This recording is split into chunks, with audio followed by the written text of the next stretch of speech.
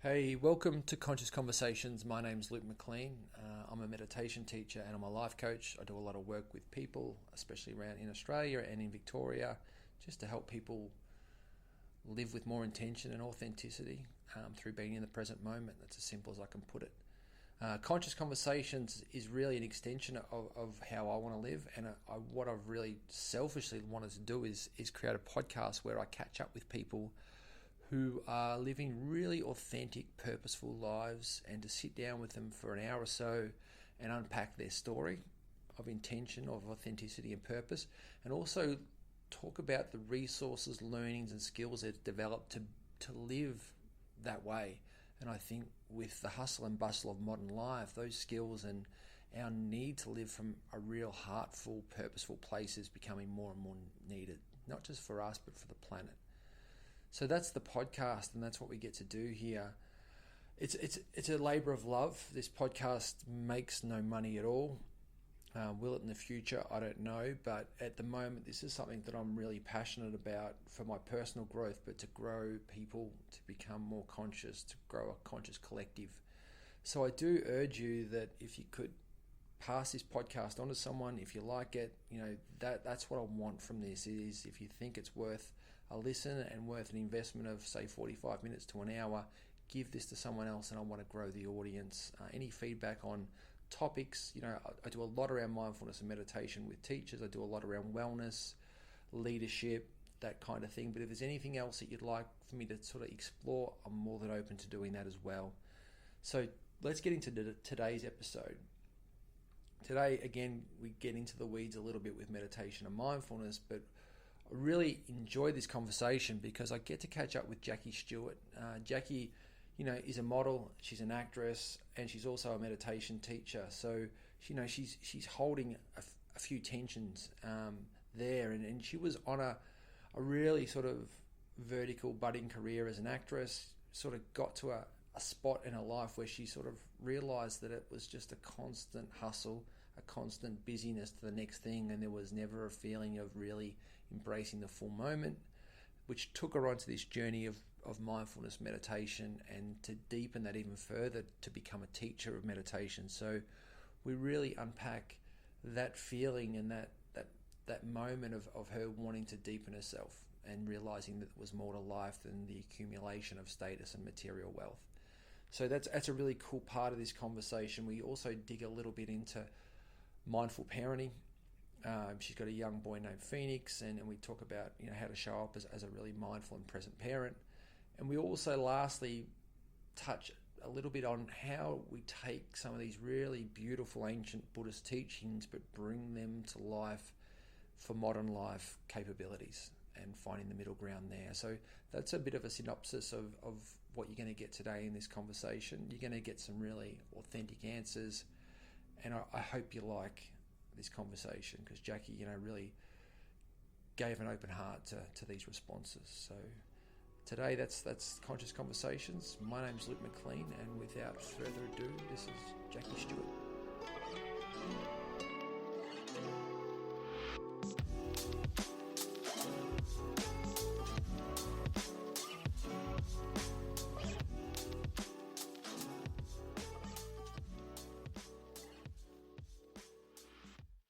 Thanks for coming on and sharing an hour to talk through mindfulness and just talk through your story, because it's one that I just following you and be interested to sort of get your insights, especially living in New York and basically your journey into mindfulness and meditation, which I think what I've read on your posts is sort of comes from a feeling of that being a discontent and looking for more fulfillment and sort of finding it within mindfulness, meditation, and some Buddhist practice. Well, first, thank you for your interest in wanting to have this conversation. For me, to your point, I think mindfulness and the practice of meditation is something that I've become so passionate about, in large part because it has opened up a whole new way of being able to see the circumstances that I'm in, a whole new way to maybe even perceive the life that I have, what's possible, maybe even reveal some of the limitations that I had been living in. Yeah. Um, and has just turned into, ironically, when I first started teaching, it wasn't because I wanted to teach meditation. It was because I had done a teacher training so that I could deepen my understanding of something that just felt so potent and felt so nourishing, but didn't know any other way to understand more than to do a teacher training. So by way of going through that, and because I'm like a turbo nerd when it comes to learning something new, Yeah, okay. I went to like every single class and ended up TAing for my teacher. And by the end, there was this invitation to teach like the first online form of like a group sit basically for this particular organization. And I thought, oh my God, I have no idea what I'm doing. I just got out of teacher training, Yeah. but there is something that feels so indebted, not in a bad way, but just from an appreciation way. Like I've learned so much from going through this process that, of course, anything you ask me to do, I'm here to do. So it's just been interesting to come into teaching, not from like a place of feeling really passionate necessarily about teaching, but years later, finding that like openness in my heart to just say like, this is actually all I want to talk about. So Yeah, okay. something very natural comes out of being able to like share practice and like how living life can really point us in the direction of like looking deeply through these practices. And has teaching it and that, has that always been natural to you in terms of wanting to help people, regardless of whether it was meditation or what you did pre-mindfulness, of a want to give back and really deepen straight away and really want to be a giver? I think that's a really interesting question. And I would say probably early on in my life, no, I don't think the inclination to even really think about others was really at the forefront of my experience. And, this is such an interesting question because I feel like now being a teacher, you just kind of like live in that world in a much different way. But I think growing up, there was a very different mentality that I grew up with. And I don't know if it's because I grew up mostly with my mom, who was a single parent. Yeah. She also happens to be first generation immigrant from Taiwan. So I think that there was this very different kind of survival mentality of like making sure that we have enough. And it wasn't really about like generosity or sharing, or it would even be like, well, if you do that, what do you get out of it? Yeah. Kind of what's the give and take?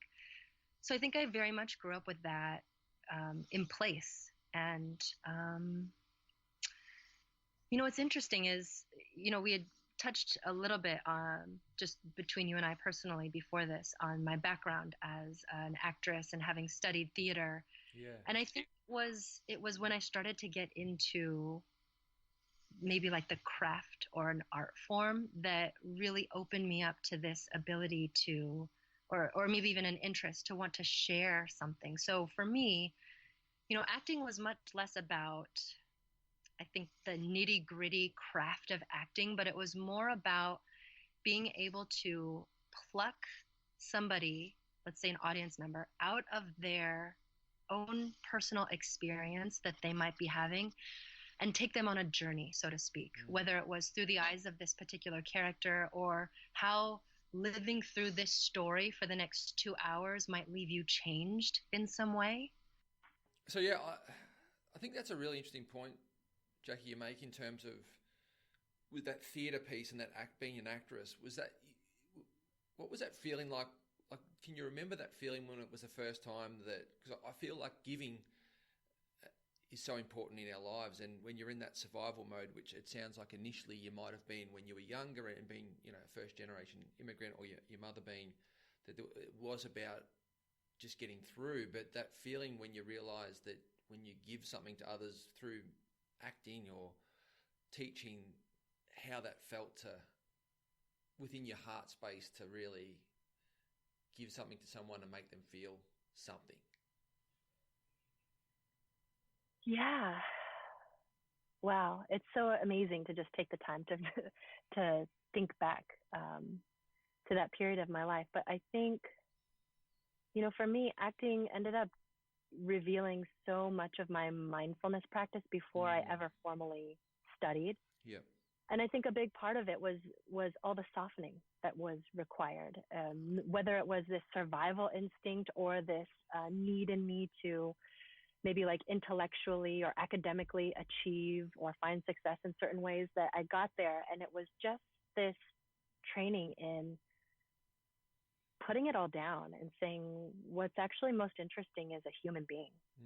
And if we're ever going to watch something, whether it's a character being portrayed on a screen or in a play, that it's so much less about finding like the perfect performance and really being engaged with these very real moments that we can all relate to. Like if you watch somebody, one of the things that was really like illuminating for me that one of my teachers had said is, she just said, if the script asks for you to break down and cry, yes, maybe from a performance aspect, like you are capable of doing that. But rather, if you actually showed us the human quality of actually fighting tears back, and we get to experience some of that struggle, like whether it's maintaining composure or feeling shame because you are about to express emotion that maybe for years you had been told were not allowed, or whatever that it is, that human component and being able to show up in that way is so much about what we're connecting with. Yeah. Whether it's an actor or a teacher or whoever it is. And I think what it did is it just blew the lid off of all of my like perfectionist tendencies, which were very much in place. And I think part of that came from this survival. Like you've got to, get all of these things in place so that you can achieve or be successful or whatever it was. And I got into the room and she just said, actually, these are all the parts that make you less interesting than who you really are underneath, which is all of the struggle that we come with and all of the real parts of ourselves that we have to share. And I think like having that exposed in me, not only opened me up to myself, but opened me up to like human beings in a different way. So it wasn't like me over here and all of you over there, which maybe was that survival thing, but was like, oh my God, we're in this together. And there's like a way bigger story to tell. And it's bigger than me and it's bigger than you or what I might even be up to in this moment. But like this very beautiful shared vulnerability and longing for connection that kind of like rests beneath the surface of a lot of our moments or agendas. Yeah, I think, well, that's a beautiful way to put that, in terms of there is, from my perspective, a real lack of connection, and there is something bigger than us. And when we can open up to that, not just conceptually in our minds, but in a heart space and in a spiritual space, and when we can do that and really feel that, whether that be, acting or whether that be in real life, I don't think there's a huge difference, but what that does is that builds so much connection that we're missing and alleviates some of the discontent and isolation that we're facing now in society. And I'd be interested to note that, like, how old were you, or what stage in your career were you when that sort of moment happened, that epiphany that you realised that this is bigger than me, this is about the greater good of humanity, really?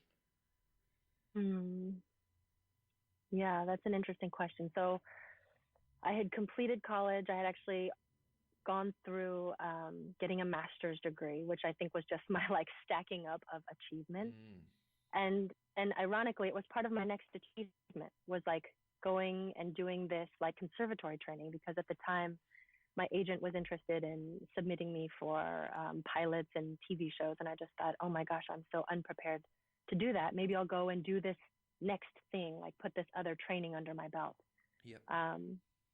So I think that I had gone through a lot of this sort of like academic life and getting my ego really solid and in place to find myself in this other world of like self exploration. Yeah. Ironically, you know what I mean? Like when we talk Mm. about being connected to others, for me it really had to start from a place of self exploration, because until I was able to do that, I don't know how deeply connected I could be with another person if I weren't in touch with all of my neuroses and Yeah. all of my um, tendencies and blocks and whatever it is that you want to call it. But that even going through this like 2 year conservatory of training of seeing like, you know, not even now, right? Like I think that this is a lifelong learning, like the depths of ourselves, but even there starting to scratch the surface and see um, just this opening of what's happening over here, and in all the ways that I can uncover this self exploration, Mm. then over time turned into this like outward looking of, okay, well, I've done a certain amount of work on myself. Can Yeah. I kind of like set myself loose back in the world and start to see with open eyes, like, wow, there's actually a lot of need out here. Like not need from like a I can give and you need me to give kind of place, but just like if we are in this together, there's so much to do. Like there's so many ways to start taking care of each other. Yeah. Um, and I think for me, it took a lot of this sort of like building up, because it wasn't just like, okay, great, I did my acting training and here I am on the other side of that, but that it was a very gradual process of seeing what worked for me and what didn't, and having those like egoic or achieving, like overly ambitious parts of me in place that were still very much there, Yeah. that still, like took years even of trying to find a balance, seeing certain things didn't fit anymore, and almost being like pushed into a place of like, okay, I need to get out of here now. And I don't know if you know this part of my journey, but it basically came to a point where I was um, like I think a pretty successful point in my career, maybe even like from the outward perspective, like pretty successful, that I was just pushed to the point of um, extreme dissatisfaction Yeah. and Okay. extreme um, unhappiness and questioning, like this can't possibly be what life is all about. Do you Right? Like this do you possibly be, and yeah. sorry? Do you feel that, yeah, Jackie, that's a really interesting point that you made, that you, on the journey to perceive success that you got to, and what other people would probably see and say that, that your career was really successful, that you had to get to that tipping point to really go, is this it? Like, I'm really unsatisfied, because at a surface level, I should be feeling happy, I should be feeling successful, I should be in a really good state, but I'm here, I'm actually almost at the top of the hill, and I'm still feeling immense dissatisfaction with what I'm doing. That's really interesting. And you're asking, like, did I feel like I needed to get to that point to realize this dissatisfaction? Yeah, I think sometimes I just was really interested, like, sometimes you think when you're at the bottom and you might be starting out in anything, whether you're an actress or a model or whatever part, it's like when I get up the hill and when I get to the top, that's when contentment, happiness, satisfaction will come, because that's obviously where you got to get to feel that. But so often you hear stories of people get to that pinnacle and go, actually, it's not here either. Like it's nowhere to be seen, and I'm where I should be right now, and don't often realize that it's actually not anywhere to be found externally except within us.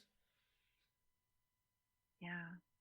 Wow. I think that's such a huge question. And I think probably for everybody, there's a different evolution in their path, right? So maybe for sure. some people, it doesn't take getting to that point. Maybe because my ego was so strong or so like very fixed in what my ideas were, that it maybe took me getting to that point, or like checking certain things off of my list Yeah.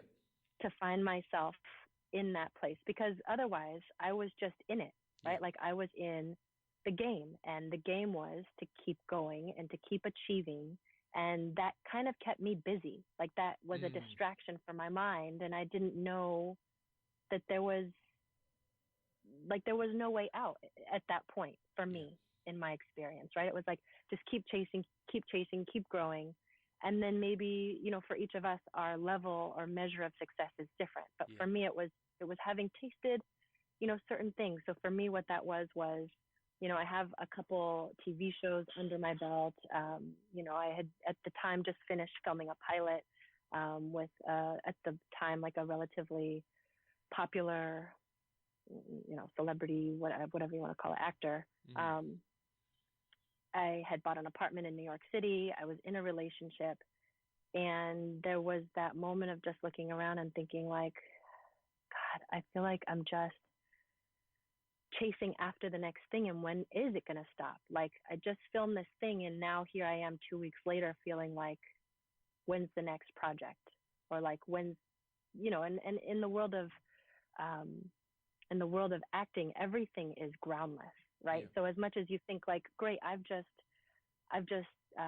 like locked in this TV show, you never know when it's going to get canceled. You never know when, like ratings are down and it's just not going to move forward, or whatever it is, like the network gets shut down. So there are just so many moments of unknowing that, there is this like constant living in like, when's the next? And I think for me, it was just like, this is not sustainable.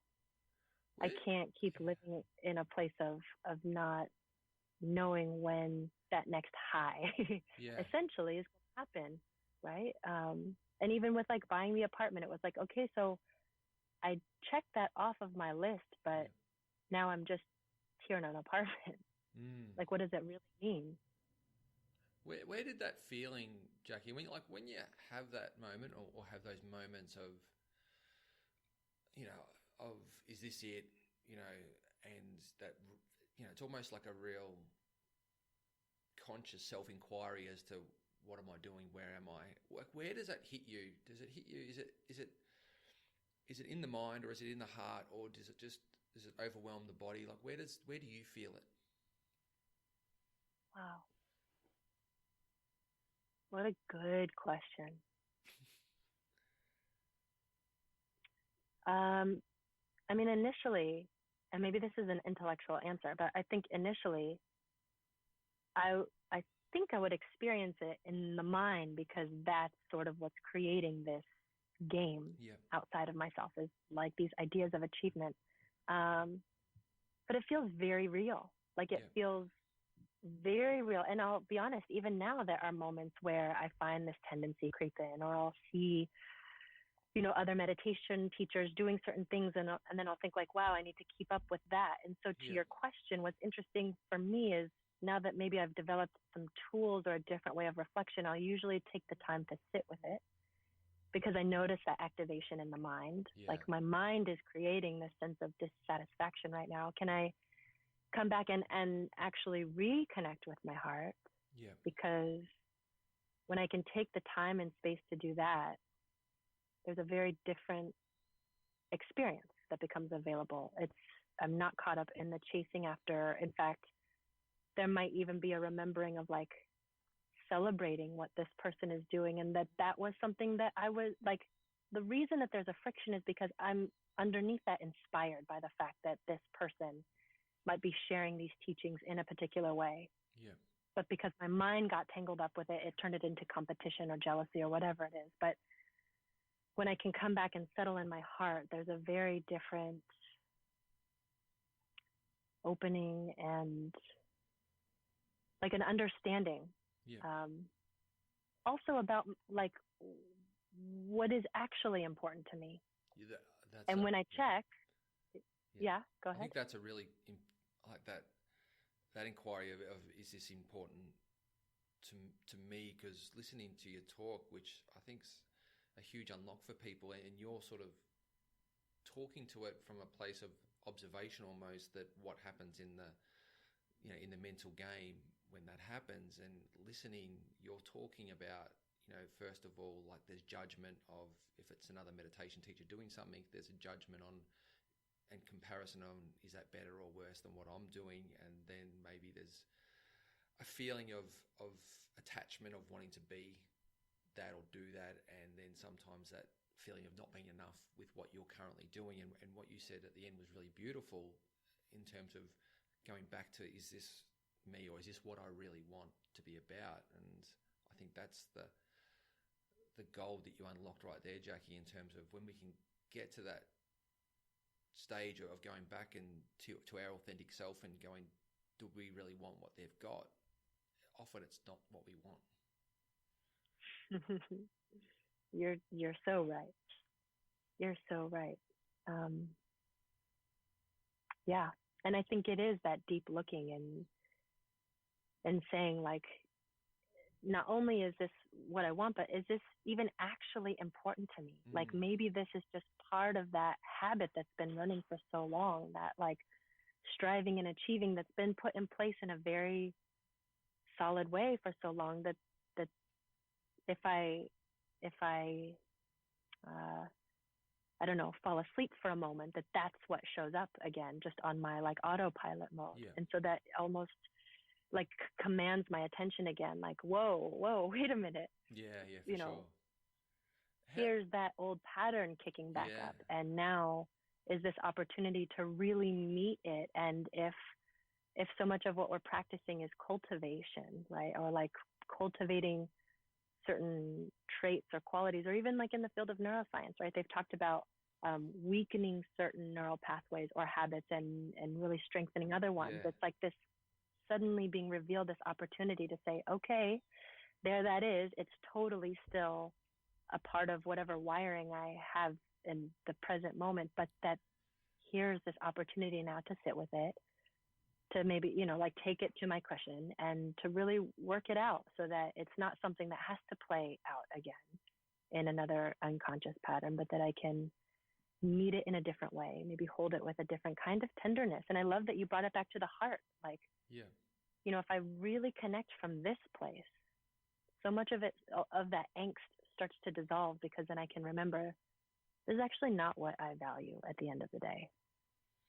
Yeah, that's exactly, I think the summing up of that is so true in terms of, and when you say the mind, I think everything, you know, so much of it starts in the mind, and I really appreciated that honest answer, that it does usually start in the mind. And if we can sometimes start at the mind and connect it to the heart and to a feeling space of, is this really what I want? Is this what my heart wants, my body wants? Because often we don't have that connection or create the space to go to that heartful space, and our mind will say we want it, and then you start to create a dialogue between your mind and your ego and these things that will hook you and drag you in multiple directions for a long time, that can be quite exhausting. And when we can just create the space and the stillness to be and observe with that curiosity and that kindness back to ourselves, that's a really powerful tool to check in with ourselves with that. And if we can hold tensions between honesty and compassion, we can find a real point of view of where we sit. That's sort of what I sort of see is really important for us, because, you know, if you've got honesty and no compassion, it becomes cruelty, and we can be quite cruel to ourselves and feel that we're never enough, or that we're never content, and we can never have what we're deserving to have. But if we can hold compassion with it, we can find what I'd say is realness or honesty or authenticity with ourselves. Does that sort of resonate with sort of what you see and what you see when you teach and work with people? Is what this sort of like conflict between honesty and being able to hold it with a sense of compassion? Yeah, that you can start to find the real story or the real conversation that the mind might be having. Yeah, you know, what's interesting about even just like this notion of honesty, I think at least for me, in when I have that interaction with students, is I think for so many of us, we share this story of not good enough. And it's something that you kind of pointed to earlier. But in like first having that honest moment to say that that's something that I might sit with, or that might be a part of my experience, can sometimes feel so God, it's like vulnerable and it's exposing. And to first get to that point of honesty, but then, even as you were sort of following up to say, like what the mind might do to that honesty and its cruelty, even like, like maybe seeing this not good enough and like, how did I get here? Or what are the, like this is now my fault, or even putting blame outside of myself. And, it's something that I think I've experienced in people's evolution, is that at first, when we uncover certain things, there's like this need to blame somebody almost.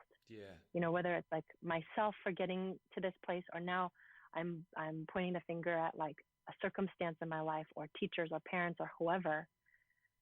And that so much of this even what we were talking about earlier is like creating this honesty, but this perspective as well, that's really held together with compassion, or this heart to start to see that, like, we all sit with some version of, whether we call it not enoughness, or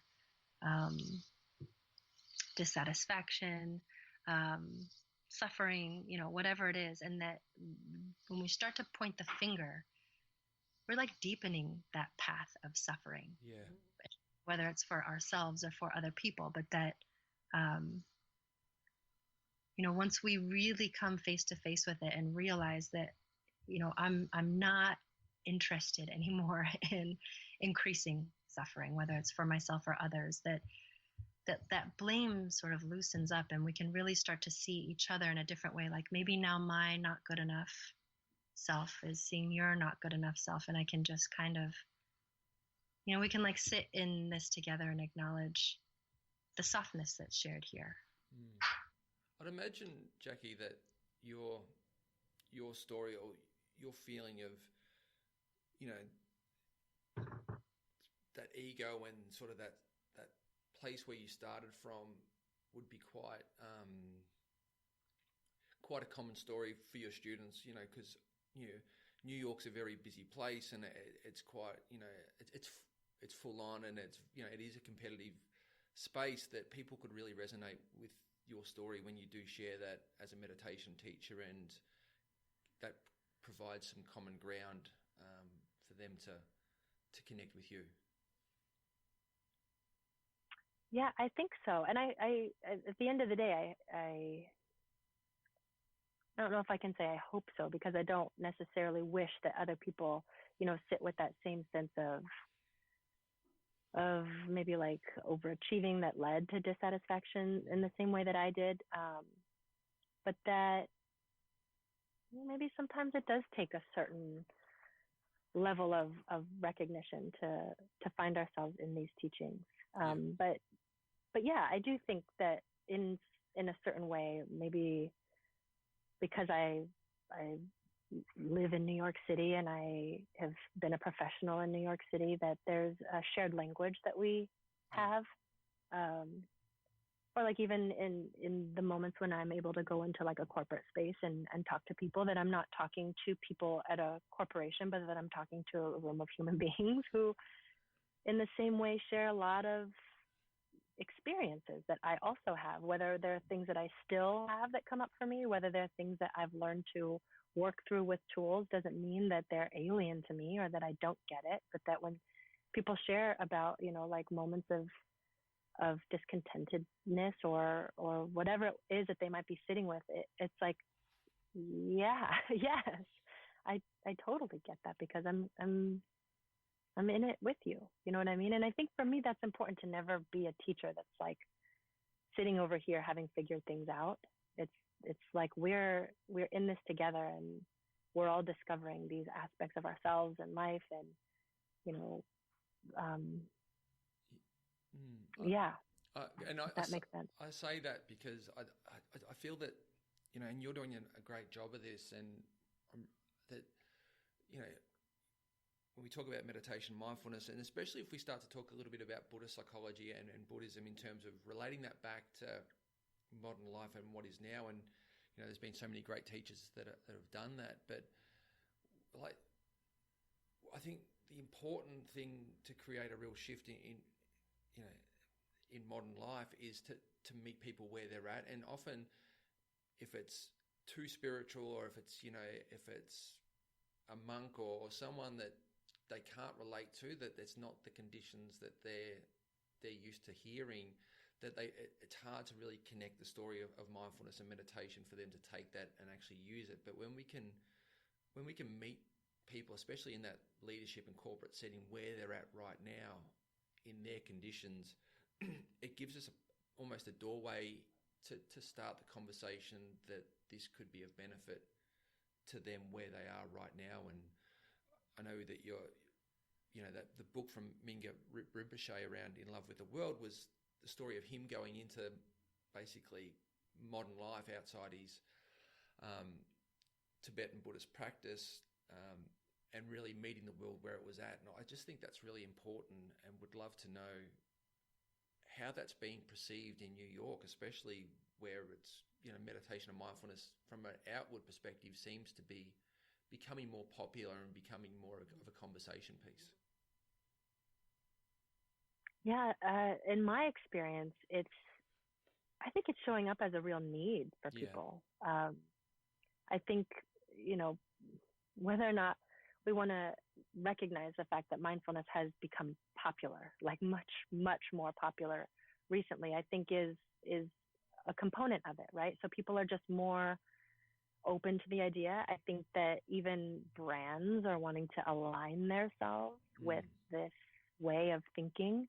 And to be honest, it's been a real point of inquiry for me in deciding, like, how much does this feel like mindfulness, and how much does this feel like a genuine interest in wanting to explore something? Because just because a brand is tacking it onto their mission statement, or is wanting to incorporate some aspects of it,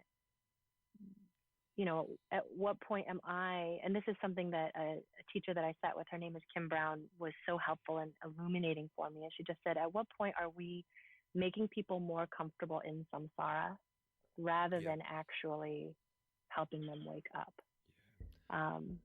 And I think it's a constant question that I have to sit with, because I live in New York City, and because there are so many of these opportunities where people are wanting to align themselves with something or offer quote unquote experiences, which is not necessarily what this practice is about, is like providing these like dopamine hits for people so that they can say, like, wow, I had this really great meditation experience, but that's not really what it's about. And so I do have to come back and question and kind of maintain that as a point of my integrity as a teacher. Like, am I actually doing something that feels helpful here versus serving some need that might not ultimately be helpful to everyone? Yeah, I think that's a really profound point that you make, and something that I've thought about deeply, and think that that anything that then becomes like yoga, or it's like ayahuasca, it's like anything that becomes monetary and becomes cool, there's always going to be a need for people to jump on it for the wrong reasons, or for the reasons just to get a hit, which is in mindfulness, or especially in Buddhism, is the complete contrast to what you're actually trying to teach. And that's a huge point that you make, Jackie, in terms of that, being aware that you're not feeding that, and part of that spiritual materialism almost. Completely. And then I'll also just sort of wrap that up with discussion that I had even in my teacher training, because at the time mindfulness was already on the table, and we were having sort of like a discourse about like where we are with it, or what our thoughts were. And what was also sort of like the other side of that was, for so many of us, maybe our entry into mindfulness was some experience that somebody might write off as mindfulness, Yep. but that is this not in some way just an introduction now to something that I had never been exposed to before? And now that I have this exposure, I can now take that and go deeper into it, and maybe it goes beneath the surface of whatever I was initially exposed to. But it just created like a very interesting contrast of opinions, where on the one hand it was like, no, make mindfulness, this is the worst thing ever. And then on the other side was like, actually, is there also something maybe somewhere in there that was an entry point? Like, Yeah. maybe it was like that first taste of, oh, here's another way of experiencing life. And I don't, you know what I mean? And that's why for me, it's not like a very like well-defined position for me, where it's like, yeah, it's a question, and it's something that I hold as a question, where it's so I can keep coming back to this inquiry of like, is this ultimately something that's going to be helpful? Because somebody might say, oh, that's mindfulness, and then, you know, it does take sitting with myself to say, you know, as a teacher, sitting in my like integrity of what I believe in and what I hope to offer here, like, how does this line up? So I just want to add that in, because I also don't want to say that it's like for sure for it or for sure against it, but that it's like, I think that's what so much of what we talk about even in mindfulness, right, is like being in the inquiry and the discovery of like, really, what is this? Yeah. My thoughts, Jackie, if we as teachers show up with our heartful space and we show up in our most authentic self, the right people and the right opportunities will come to us, and the ones that maybe aren't as authentic to our values and our beliefs as a person won't, and that might be for someone else. Not saying that's right or wrong, but if we can still stay true within ourselves and, as we said before, connect back to the heart, I think that's always a good measuring stick to decision making. Yeah, I think that's beautiful. I would love... Luke, I actually have a question for you. Yeah? Yes. If you don't mind. Yeah. Yep. No, I so appreciate the way that our conversation has been going, but I have some questions, you know, because you're on a path, and this is a path that you've walked before me that I'm currently on, and that's the path of parenting. And, you know, even if we want to bring the word mindfulness into the art of parenting, you know, if you will, I'm just curious what that has looked like for you, having 5 kids. I have one, and I feel like I'm challenged all the time, like on a moment-to-moment basis. And, you know, what that's like for you. In my own imagination, if I imagine myself with 5 kids, I just feel like I don't know if I would have enough bandwidth to even like know what to do with myself. So I'm curious what that's been like for you. Yeah, well, I did want to spend the last 15 minutes of the podcast on talking a little bit about parenting, because, yeah, you are a parent also, and we can discuss this a little bit together. But, you know, for me, probably the most profound impact mindfulness has had on me is with my parenting. And I guess, you know, for when you've got children, I think, especially when you've got 5, the most important thing is that every conversation that they want to have with you is almost the most important moment of the day for them. And that's really, it's a thing that I really try to do is when my little boy Ziggy's 6 and he wants to ask a question, and it could be about trucks or whatever it is, but that conversation or interaction with me is important to him. It's super important to him, and that's why he wants me, because understanding that I'm his dad, that, you know, he really looks up to me. So for me to really try to give space to each of my children is really important, and I really try to ground myself in moments to do that with them, and I share a lot with them about how I'm feeling. I guess that's the thing, that when I start to become triggered and start to, you know, become reactive, I really try to explain to them why I'm becoming reactive or why I got triggered on that particular moment, so they're aware of what buttons really push me, and what buttons don't push me, so they can have some understanding of this is really going to annoy dad or great dad, and they know why behind it, rather than just if I yell or if I react, but not giving them context to the reaction, especially as my kids are getting a little bit older, that they're aware of that, and they'll also be aware of their triggers as they grow up and what's going to trigger them in certain times and how they can sort of work their way around that. So I think that's an important thing that I've learned over the last few years is to really open up and be vulnerable to them and be vulnerable to my, flaws, if you like, as a person, that things that still get to me and there's less now than there was, but to not just react and not give them context, the reaction. And sorry, Jackie, before I finish, probably the last thing is I say sorry a lot to my kids. I say sorry if I've upset them, even if I don't intentionally upset them. Regularly I'll be saying sorry if what I did made you feel that way, and I apologize and talk to them about, really get into what I did that made them feel that way, so I can say to them, I'm going to be really mindful next time not to push that button of yours because it did trigger you there. And something that I didn't get as a child as much was my dad, especially saying sorry, which I think is really powerful. I think that's really powerful, and obviously was such had an impact on the way that you're showing up now as a father. And I also love your embodiment that you described earlier of, really being able to express to them what's happening in your world as well. And I think, as a meditation teacher, whether or not you are a meditation teacher, quite frankly, but you're basically also modeling emotional regulation.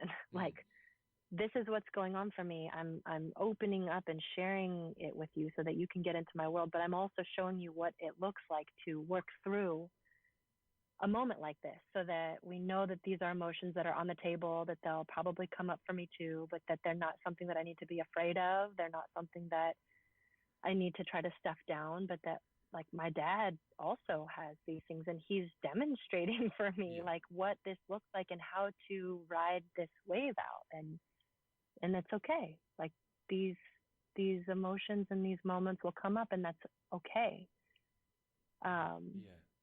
And I think, for me, it's been a huge part of the journey that my husband and I are on together, actually. So just like as a, self-disclosure, so he and we regularly see a marriage counselor. That's like part of our marital health. It's like, as much as I have a meditation practice, our marriage needs some form of like accountability and a place to talk these things out. And,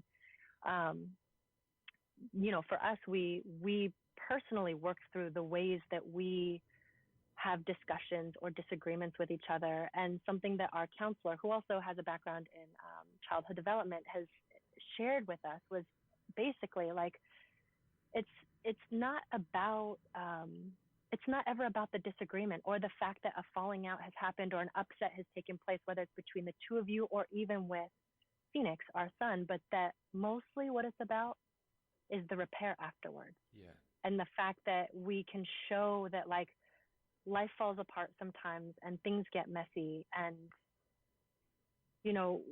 rather than, because I think for my husband and I, initially there's like this defensiveness that we both come in with, like, okay, well, it's you and you, but rather it's like, look, let's get into like really uncovering what this is for us, because that will get us to the place of repair at the end. If we're just constantly defensive at the surface with each other, we don't actually get anywhere. And so I love your sharing of saying sorry, because I think that's ultimately like this repair that she's talking about, is just that willingness to come and like sit in what's happened, to take some form of responsibility, but mostly to make a connection on the other side. For sure. And I hope, that by me doing that, I've got 2 boys and 3 girls, but my children see that behavior and take that to their friends, and when their parents, that saying sorry, that being vulnerable was practiced in our family and is something that is part of our values and our ethos, that they do that with their children, and that becomes, part of that, part of our community of selves, of what we do. So, that's also important in terms of how we parent and how we show up. And, like you, Jackie, like really mindful of how Charisse or Cherry and I interact, and we cuddle a lot in front of our children, and we kiss in front of our children, that they see love and connection between the parents on a daily basis, that's not just never happening because it's just everyone's too busy in their own minds to feel that spaciousness of connection, that they need to see that love and affection for everyone. Yeah. And I think that's so beautiful that the two of you also create that foundation of connection that they can all sort of spring from, in that station, if connection is like one of our core values as a family, that's sure. not just something we talk about, but that we live it and act in these ways, that hopefully that's part of the threading that just stays alive for them. Yeah. And for me, for people out there, one of the things, again, this is a common tip, but phone use for me has really been something that I'm really mindful of too, in terms of how often I'm using my devices in the household with the kids. I really, really try to put it away whenever I'm in the house, and again, for them to spend time with them fully and to be present with them, but also for them to not see that the phone is of macro importance within my life. Is important for me to see that there's so much more that needs to happen before that. I think that's huge. I think like that as a practice and a habit, especially in 2020, in the ways that our devices have just come to be our go-to for pretty much anything, right? Like a email, phone conversation, keeping up with the news. Like, we're constantly looking at these things, and it's even an exploration that my husband and I have done. Like, if you came down to this planet, like, and had no context for understanding anything, which is basically what our children come into, right? Yeah. They're these clean slates that just have been sort of like brought into our world. Like, you would think that these were an extension of our bodies, and in a way they have become that way. And I share that with you, that in our home, I think we can do a much better job of utilizing it, but we have like this very small singing bowl that sits on our table, like to the side, where we'll put our phones in. And so then we have certain ground rules too. So, and I said to him, I was like, look, to my husband, when you come home, let's say you come home at 5:30 and Phoenix goes down at 7, that's an hour and a half. Like, whatever is on your phone or waiting for either of us in that hour and a half time span can definitely wait. Yeah. Like, and what I always come back to is just, he's worth so much more than that. Like, he deserves that attention. He is worth more than that email or, the glance at the phone right now. So, yeah.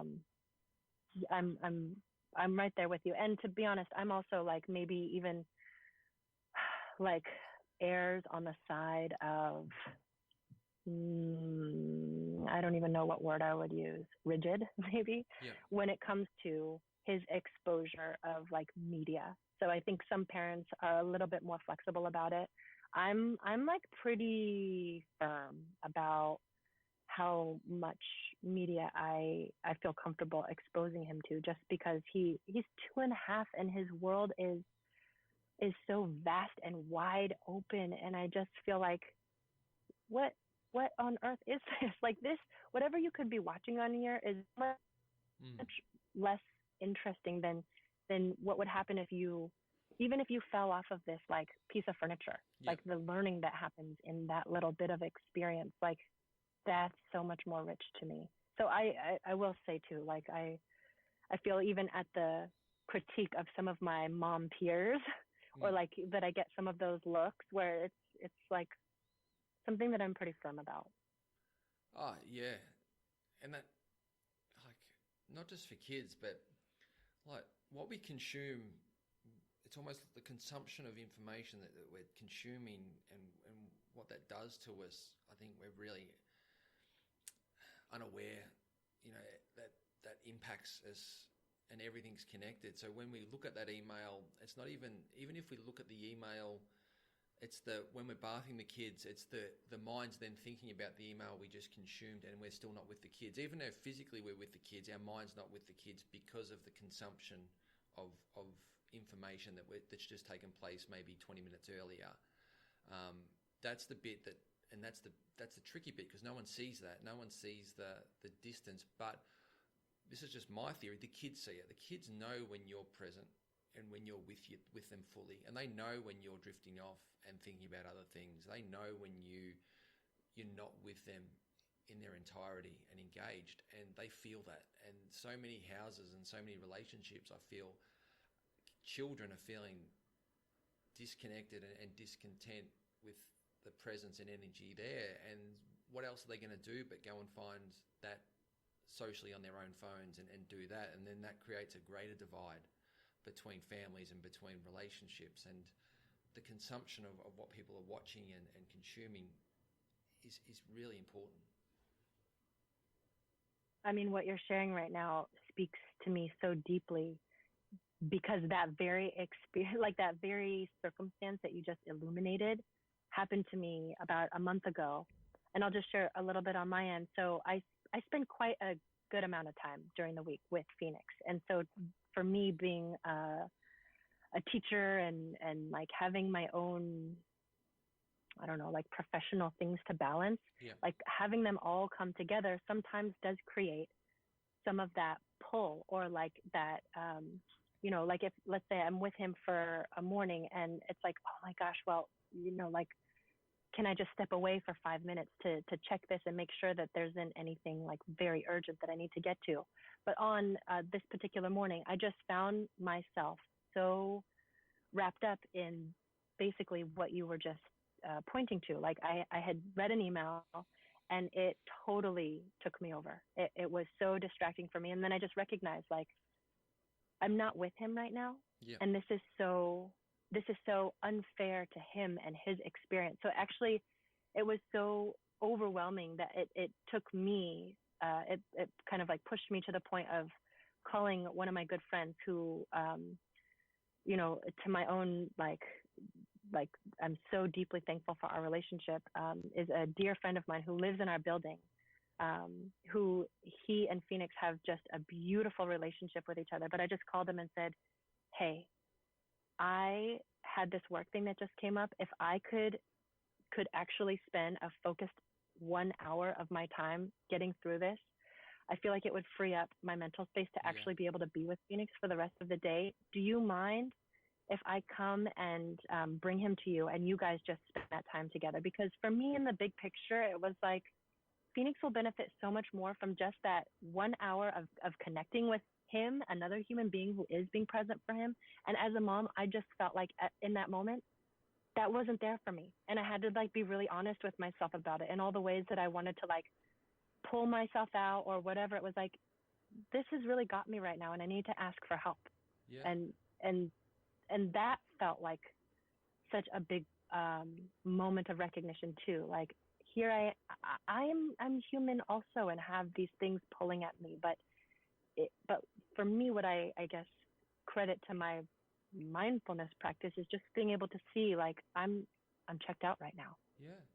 I'm checked out and I'm seeing the impact that this is having on our dynamic, and he deserves more than that. So why don't I, ask for some help, get this thing, like address what needs to be addressed here, and then I can come back and show up again. That's a beautiful piece of self-awareness, Jackie. I think that you're sharing with people, to be self-aware, to know that this is going to take energy or take away from Phoenix. And then what I heard was there's open awareness then to sort of step back and be the observer and go, okay, what's the best outcome we can get here? And knowing that work email was going to take away from the moment, but then to step back and sort of make a decision, not caught up in it all, was, and what was really great. And That's a beautiful analogy. And I think what you shared too, Jackie, is important, is that we're not saying not to email, and we've got to meet people. We spoke about this earlier in the podcast. We've got to meet people where they're at and meet modern life where it's at. And that's a practice. My kids are a bit older. You probably can't do it with Phoenix, but to go to the kids, listen, I need 20 minutes just by myself to answer all the emails, and then I'm yours. But to call out your device use of why you're picking up the phone or why you're on the computer, just so they know. And also exactly what you're saying, it holds you accountable for why you're on there. Because you're not going to get on there and go, actually, I just need 45 minutes to randomly scroll Facebook looking at crap. And that's not really going to cut it in the family if you can call that out. So I think what you've done there is a good practice to begin with at such a young age that you could continue to grow that really mindful and conscious device use and accountability within the family. Yeah, thank you. And I actually love the practice that you're pointing to as well, which is just essentially framing what's happening so that they have an understanding of like, oh, this isn't just me, like going to my device, but like, hey, by the way, I'm going to do this from a very intentional place. So that my objective here is to only be on this for 5 minutes or whatever it is, but that there's a frame. Yep. And I think even in communication, right? Like whether it's with young adults or young people or, adult people, that it's just a way of, again, maintaining that sense of connection. Like, you haven't lost me. I'm here, just that I need to do. So I even feel like that can sink in deeper for me as a practice. So I appreciate you pointing that out. No, thank you. Well, our hour is up, and it's been an amazing chat. I think maybe we could probably dig into another one later on. We'd probably talk more about parenting, and there were so many other things we could have discussed, but I thought that was a really nice collection of conversation just around your practice and your journey into meditation and mindfulness. And I really do appreciate, Jackie, the openness and the way you articulated from that real heartful space, your journey and what you've learned and where you're coming from. Is there I know you've got a few things that you're doing professionally. Is there anything you'd like to share sort of from your online programs or what you're doing with people that they could sort of check out more of what you're about? Oh, sure. Thank you for asking about that. And before I get into that, I just want to say how delightful this conversation was. I love the fact that we could just connect in this way and share so many interests that are in common for us, and to just kind of see where it took us. So yes, and anytime you're interested in continuing this conversation, I'm very happy to do that. Yeah, beautiful. But as far as yeah, please, let's definitely do that. But as far as things that I'm up to,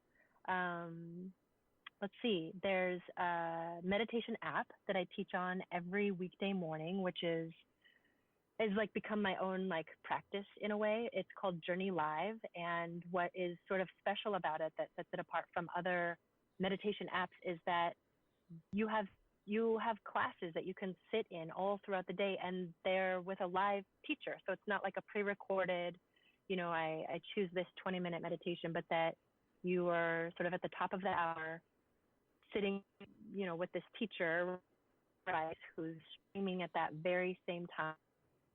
You're guided through a meditation, and that at the end, there's this opportunity for discussion as a community. I love that. In so many ways, it really helps contextualize whatever we experienced in practice, because if we did a pre-recording, it was, well, I'm sitting with these questions now, and what do I do with it? I've never heard of Journey Live, and that's, I love that model. It's almost a bit like that, the Peloton model, which they do for cycling, which allows live classes, which is a similar concept to the meditation, which I think is really impactful. Completely. So there's that. There's also an online platform called Elo Move, which is primarily, I would say, like yoga and fitness oriented. They've expanded their offerings to include meditation and mindfulness. So I have some classes there. And then if people happen to be in New York City, I teach at this really beautiful studio called Mindful, and it's spelled MNDFL. And I'm here weekly, and then also for some, like every now and then there will be a special event or my husband and I will offer a sound meditation together. So that's like a very special way to be able to come together and be in the same room or same space with each other. Beautiful. I'll get those links off you too, Jackie, and I'll put them in the show notes just so people can, if they want to follow them up, can actually take the time, because I know when people listen, they might be in the car and might not be able to get those down. Luke, thank you again for this time today to have this conversation together. No, thank you, and I really appreciate it. It was awesome. So.